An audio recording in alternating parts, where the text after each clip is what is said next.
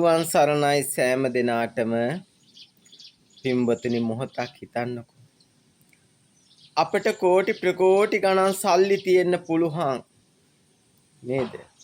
හැබැයි අපිට ලෙඩක් දුකක් තුවාලයක් සුදු වුණා කියමුකෝ යම්කිසි ශරීරේ වේදනාව දරා ගන්න බෑ. හැබැයි අපිට කෝටි ගණන් සල්ලි තියෙනවා. අපිට පුළුවන් ද පින්වතුනි ඒ මුදලෙන් මෙන්න ඔබට කෝටියක් මාගේ මේ තුවාලේ තියෙන වේදනාව ගන්න කියලා දෙන්න පුළුවන්ද? බෑ නේද? අවදාවත්. එහෙනම් තමන්ටම මේ වේදනාව විඳින්න වෙනවා. ඒක අනිවාර්යයෙන්ම තමන්ම විඳින්න වෙනවා. කාටවත් සල්ලි වලට මේ වේදනාව දෙන්න බෑ. ඒ නිසා පින්වතුනි මොනතරම් මුදල් හදල් ගෙවල් දොරවල් යාහන වාහන තිබුණත් අපිට ඒවා තියෙන්න ඕන. අපි අපේ ආධ්‍යාත්මික පැත්තත් හදා ගන්න ඕන. පින්නට දහමට ලැබි වෙන්න ඕන. මේ බුද්ධ ශාසනයට ගරු කරන්න ඕන. සංඝයා වහන්සේලාට ගරු කරන්න ඕන. මේ උතුම් චීවරයට ගරු කරන්න ඕන. උන්වහන්සේලාට යම්කිසි වරදක් සිදුවෙනවා ඇති. නමුත් අපි චීවරයටයි ගරු කරන්න ඕන.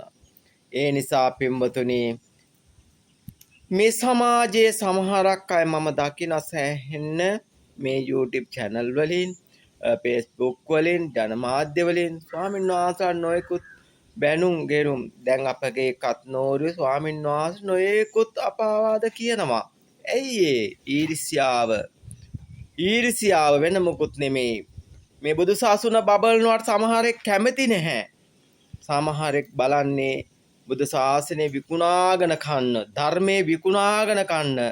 පින්වන්තේ ස්වාමින් වහන්සේ බලන්න මුදලක් අය නොකර මොනතරම් සමාජ මෙහෙවරක් කරනවද කියලා බලන්න පොඩ්ඩක් හිතලා. මේ අහිංසක අපේ තරුණ පරපුර මේ මද්ද්‍රව්‍ය බේරා ගන්න උන්වහන්සේ මොන වැර වීමක් දරනවද බලන්න. කොච්චරනම් සද්ධාවන්ත ස්වාමින් වහන්සේ නමක්ද කියලා. නිර්හංකාරව මොනතරම් තමන්ට තමන්ගේ දරුවන්ට තේරෙන විදිහට අම්මා තාත්තාගේ අගේ තේරෙන විදිහට කියා දෙන ආකාරය කොච්චර ලස්සනද බලන්නකො. ඉතින් එයින් උන්වහන්සේගේ ධර්ම කටයුතු වලට දැන් අපවාද කරන පිරිස් සිටිනවා. ඒක අපට විතරක් නෙමෙයි පින්වතුනි, බුදු සමයේ බුදුරයන් වහන්සේටත් හිටියා විරුද්ධ පිරිසක්. එහෙනම් අපි කවුද? ඒ සියල්ලගෙන්ම නොසැලී උන්වහන්සේ ඉදිරියටම යනවා.